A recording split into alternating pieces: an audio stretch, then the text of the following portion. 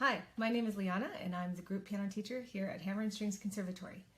Thanks so much for joining us today for this short teaching video.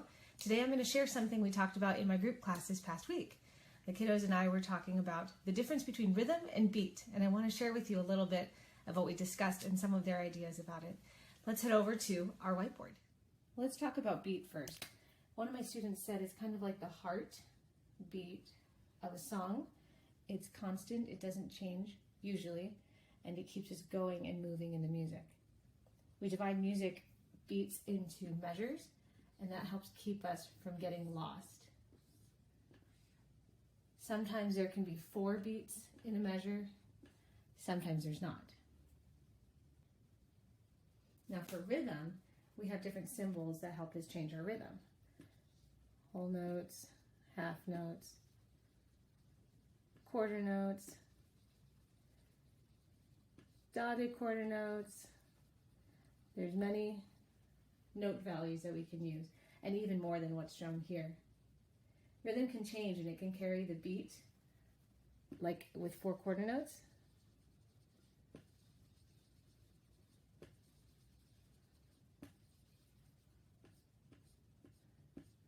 If we had a beat of a song, it might sound like, Mary had a little lamb. The clapping would be the heartbeat of the song. But the rhythm could also be with quarter notes if we had someone playing a bass drum or something along with that. But we can also divide beats into different rhythms using these kinds of notes to make it more interesting. So if we were to clap the rhythm of Mary Had a Little Lamb, it wouldn't be Mary had a little lamb. That's the beat. Instead, the rhythm would be Mary had a little lamb. And that's the difference between beat and rhythm. If you're wanting to improve playing with a steady beat, there's a couple ways to do this. For younger kids, sometimes they can't feel a steady beat yet in music.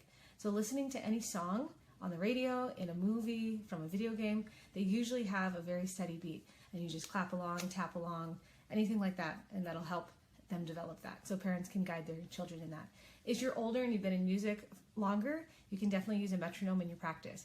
And that's going to keep you very steady as long as your rhythm is locked in with the steady beat of the metronome. Now you may be asking, does every song actually have a steady beat? Well, sometimes it doesn't. For example, we have things like accelerando, ritardando, fermatas, and rubato that help change the steady beat to be either slower, faster, or even hold time. If you want to improve your rhythm reading, there's a couple different ways to do that. There's flashcards like this, where if you set a metronome, you can just play the rhythms. And there's different levels, easier, harder. And there's also apps on the iPad, the computer. There's some that are very simple, and then others that are really kid-centric, like Rhythm Swing. That seems to be our favorite one in the class. Well, there you have it. Now you know the difference between a steady beat and rhythm. Thanks for joining us. Bye.